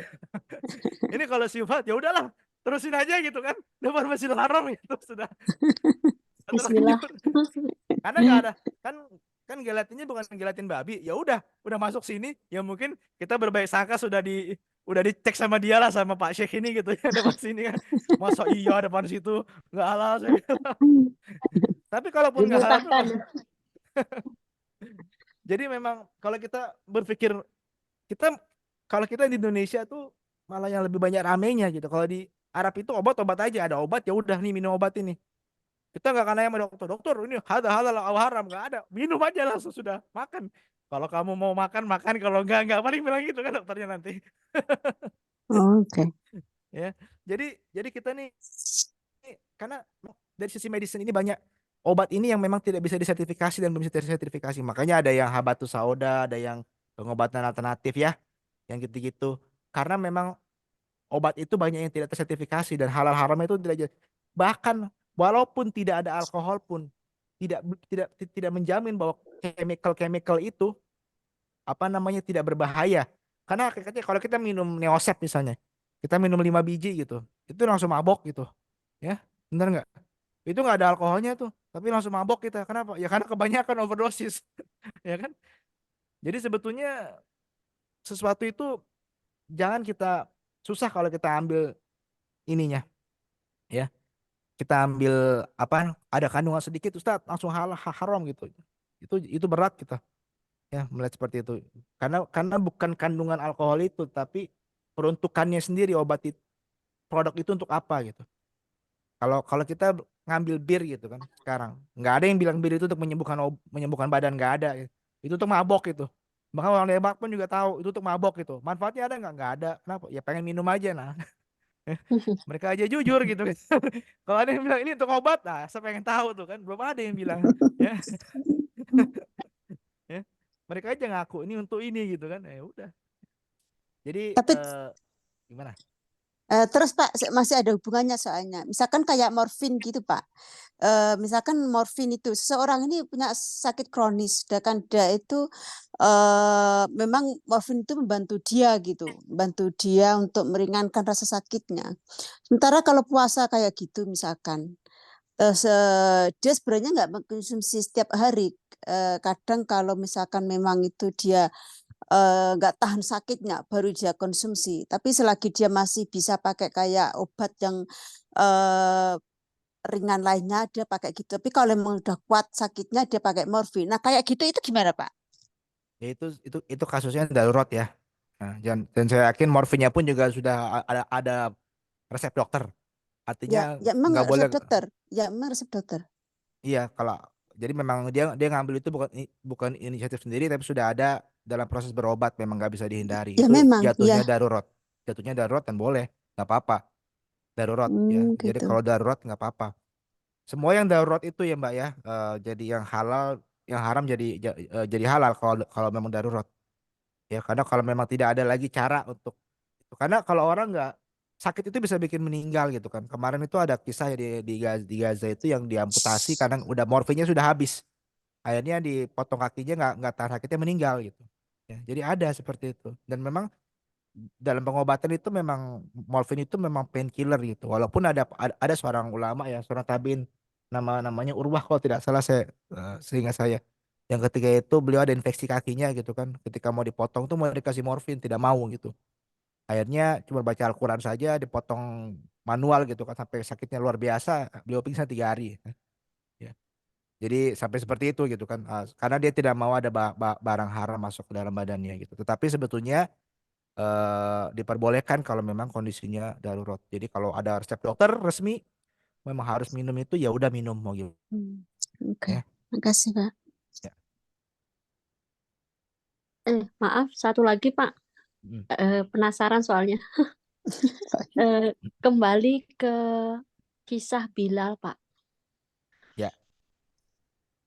saking Bilal mencintai Rasulullah, jadi memutuskan tidak mau azan lagi.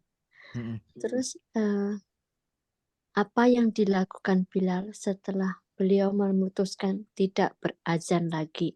Terus siapakah penerus Bilal atau pengganti Bilal sesudah Rasulullah meninggal?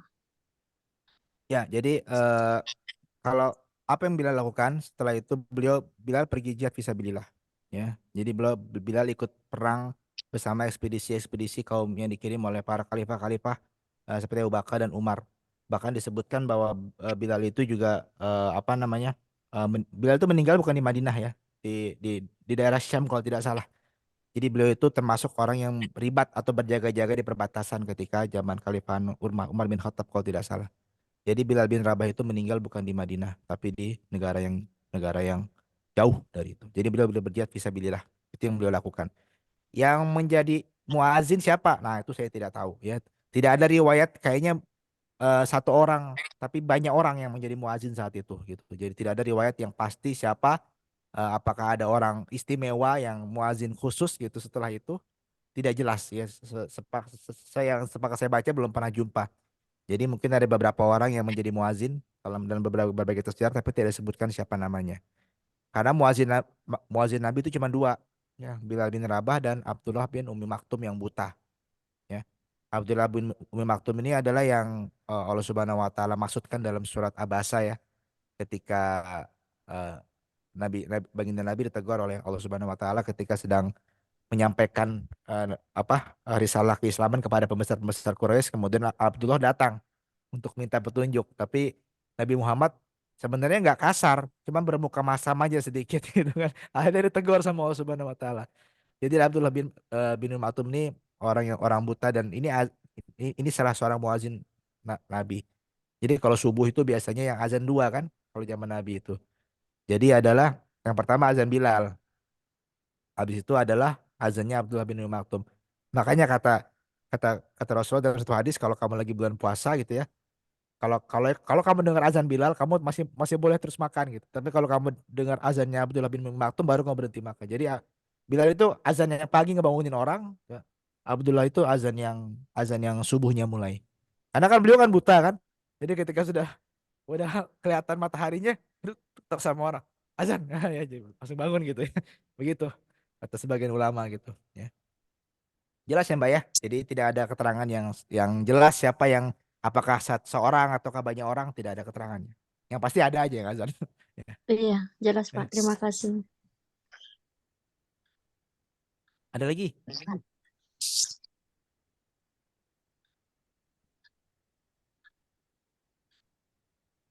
Itu yang menarik yang masalah mazhab yang antara aturan peraturan yang haram dan tidak haramnya itu Pak. Itu selama ini kan kita yang awan khususnya orang Indonesia. Apalagi kalau kita beli parfum, dapat hadiah parfum ada tulisannya alkohol. Itu sudah heboh Pak. Haram. Kamu haram. Ya saya Itu juga seperti itu juga kan banyak ya ya. kadang-kadang nggak tahu gitu kan. Tapi alhamdulillah hari ini saya belajar jadi bisa menjelaskan ke mereka Pak. Masya Allah, alhamdulillah Pak. Belajar banget hari ini Pak.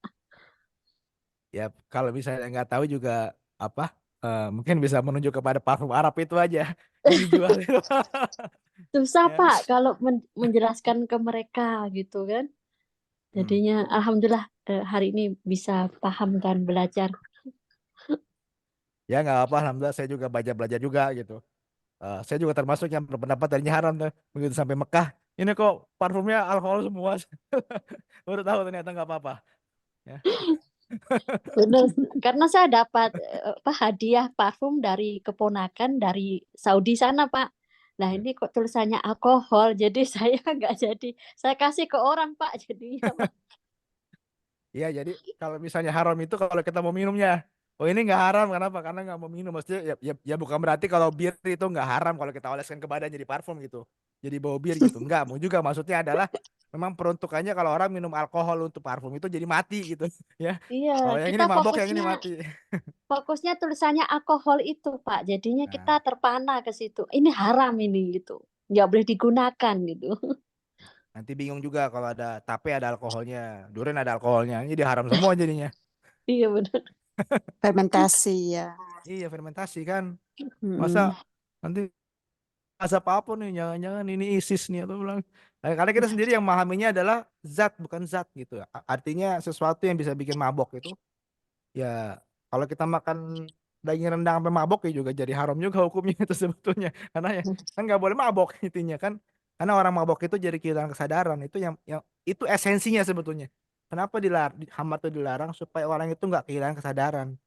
Jadi sebenarnya hakikatnya apapun yang bisa membuat orang itu hilang kesadaran itu sebenarnya haram walaupun nggak khamar gitu ya. Hukumnya nggak itu tapi karena tujuan pelarangan khamar itu seperti itu ya. Jadi kadang kita menyempitkan khamar itu pada minuman yang zaman Nabi. Zaman sekarang udah nggak ada minuman itu gitu. Mungkin sedikit ya. Karena sekarang bedanya buatnya beda lagi gitu. Dan juga kalau masalah khamar itu juga kandungan alkohol itu juga ada perbedaan pendapat berapa persen loh. Jadi jangan heran ada musim yang minum. Saya minum kenapa? Saya pakai mazhab yang ini masih di bawah berapa persen. Nah, kita lapang dada aja ya wes lah gitu. Gitu kan? Sekarang ya Ya. nyata aja Pak, kayak makanan misalkan kayak sushi gitu, itu kan ada cukanya gitu ya. Nah, Kalau rata-rata restoran Jepang kan pasti mereka pakai kayak gitulah, kecuali kalau kita bawa. Itu gimana itu kayak gitu? Itu yang nyata soalnya. ya itu makanya dihindari seperti itu gitu kan. Maksudnya terutama kalau berhubungan jadi masalah khamar ini masalah food ya, masalah makanan ini terutama sangat dihindari sekali. Walaupun dia bukan khamar tapi kalau dia kita konsumsi gitu kan. Karena dia punya kandungannya kalau dicampur dengan minuman itu bisa jadi mabok juga sebetulnya walaupun kandungan persennya sedikit gitu kan.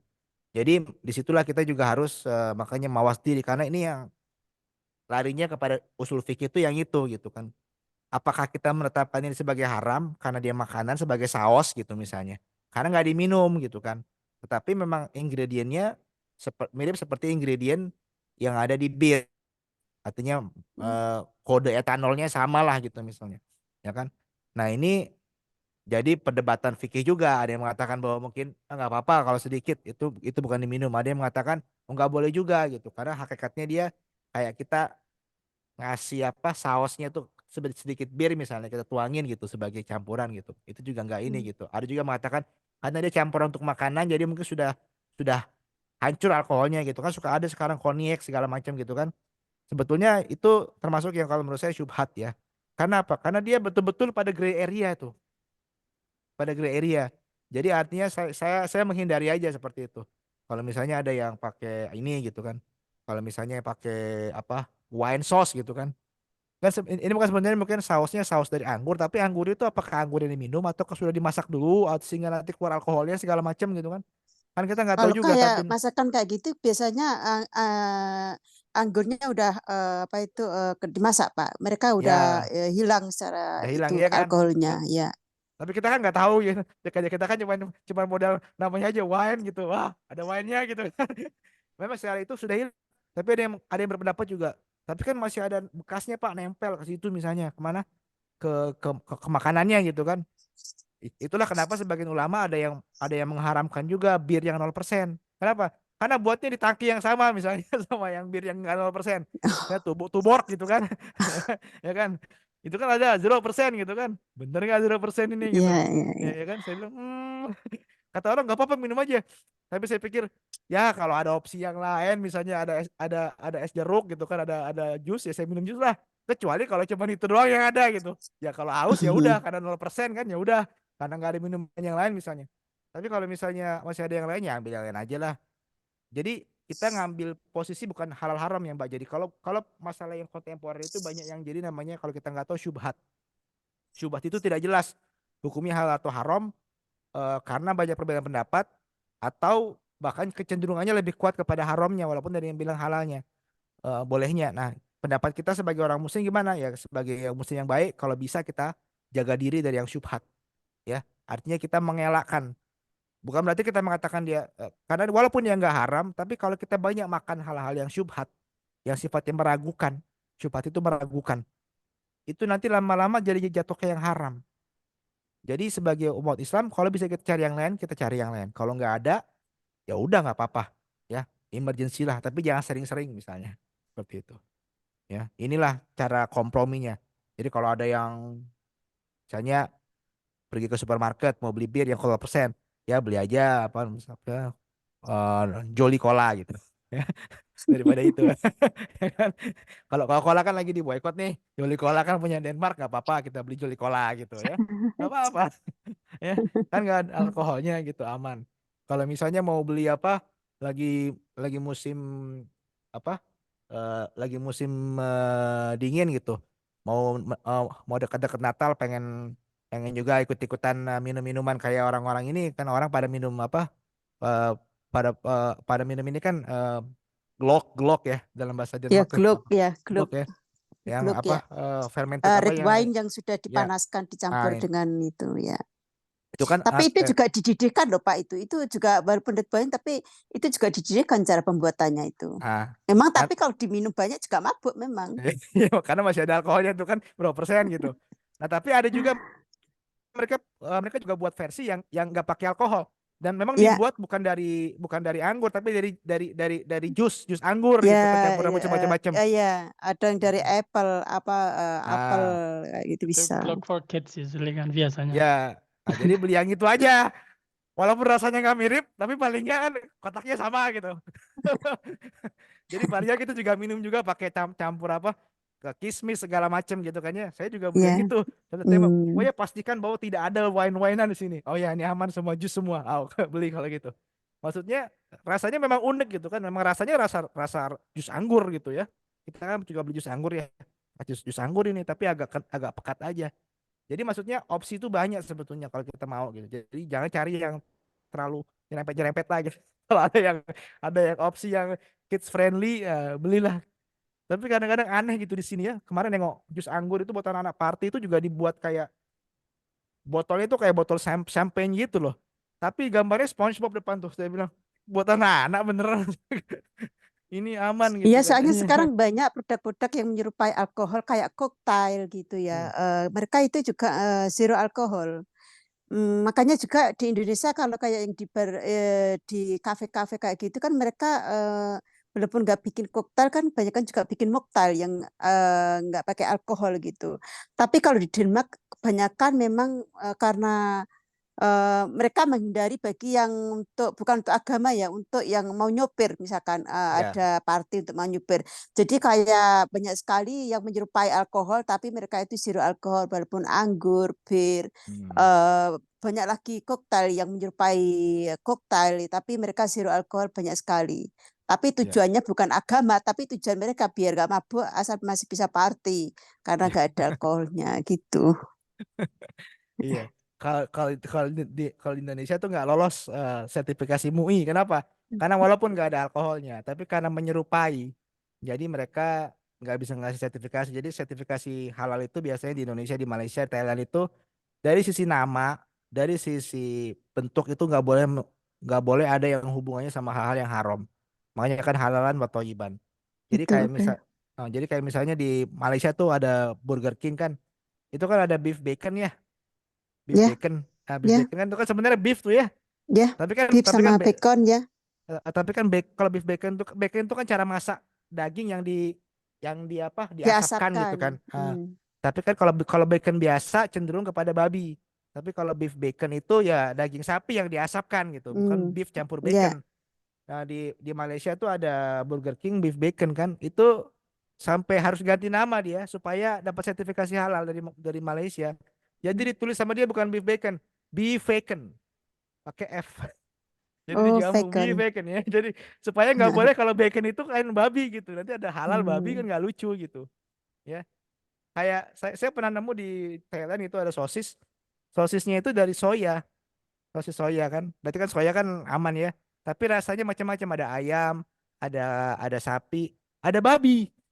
Rasa rasa babi tapi dari soya. Dan lucunya apa? Ada label halal di situ. Halal. Saya bilang Allah, rasa babi tapi dari soya tapi labelnya halal. Kayaknya ini mesti dididik juga di MUI-nya Thailand, saya bilang. Kalau nggak salah itu udah lama sekali itu. Eh, Di mana Pak di apa? Thailand? Iya. Tapi itu udah Hmm. lama atau mungkin saya lupa gitu kan. Tapi udah lama sekali itu kalau nggak salah. Ya. Jadi mungkin sudah berubah tuh, mungkin sudah berubah ya, mungkin sudah berubah. Jadi sudah harusnya yang kayak gitu tuh nggak boleh lagi. Jadi artinya nama itu juga penting gitu kan. Tapi mungkin karena itu kan sebenarnya sosis tapi rasa babi tapi dari soya gitu kan. Artinya nggak ada babi-babinya, cuman kalau kita pernah makan soya, soya yang buat sosis itu yang buat vegetarian, itu kan rasanya nggak mirip sama rasa hewannya ya.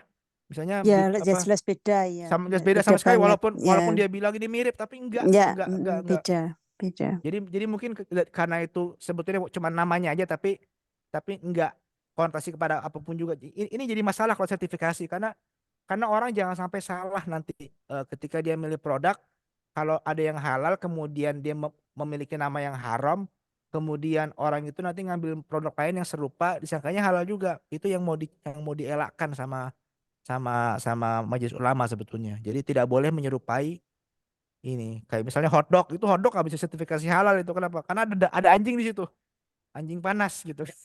Takutnya nanti orang mikirnya sampai seperti itu betul. Iya, Ya. anak saya bilangnya anjing panas itu. Padahal nggak ada anjingnya di situ. Ya kalau gitu yang lain dong, hot beef gitu kan. Ya. Tapi memang Iya, ya anjing panas tuh.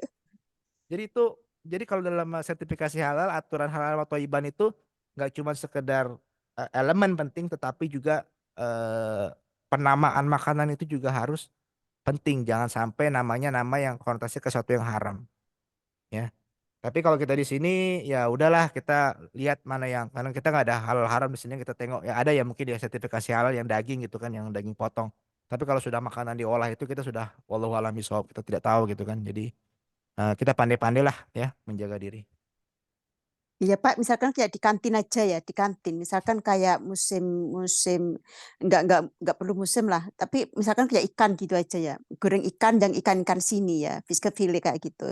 Itu aja pun kalau memang kantin-kantin yang gede itu kebanyakan minyaknya itu sudah dipakai untuk berbagai macam pengolahan yang lainnya, yang mereka untuk goreng bekonnya atau goreng apalah yang saya tahu gitu. Walaupun itu ikan yang kita bilang Ya. halal gitu ya. Tapi kalau kalau untuk restoran sama kate-kate itu saya nggak bisa jamin karena saya tahu persis kerja di dapur itu kayak apa. Jadi eh, rata-rata mereka itu misal minyak 10 liter mau dibuang untuk sekali pakai nggak mungkin. Mereka juga nggak Hmm. mau rugi kan. Jadi mereka Ya. dipakai ulang lagi untuk penggorengan lainnya. Makanya dibilang Hmm. ya hati-hatilah nggak tahu gimana ngomongnya. Ya, ya itu tadi hati-hati.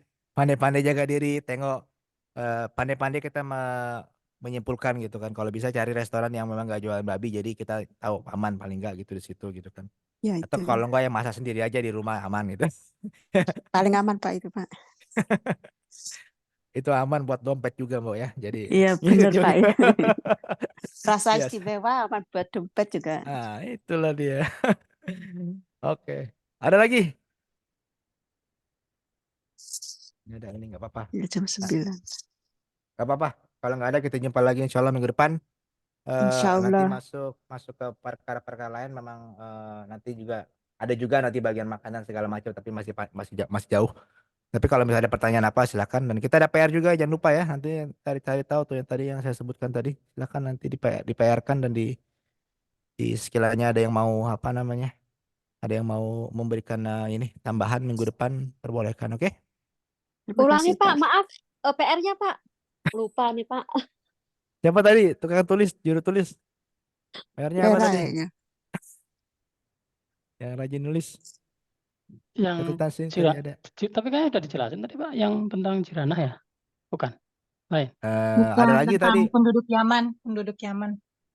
ya Oh, penduduk Yaman tadi yang mengenai mushaf ya Musab-musabnya itu. berkaitan mengenai mushaf kemudian tadi mengenai apa namanya mengenai azan juga ya kan apakah ada yang kan kita kan matanya nanti yang jelasnya juga kalau misalnya masuk pada babnya tapi kalau misalnya dia mau tahu juga bisa cari literatur mungkin di internet apakah ada yang tahu perkara azan itu apakah memang eh, wahyu wahyu dari Allah Subhanahu Wa Taala dari sisi aturannya gitu lafaz-lafaznya karena kita tahu kan yang lafaz yang apa namanya lafaz yang as-salatu khairu minan naum itu adalah perbuatan yang Nabi SAW diamkan dari Bilal ya.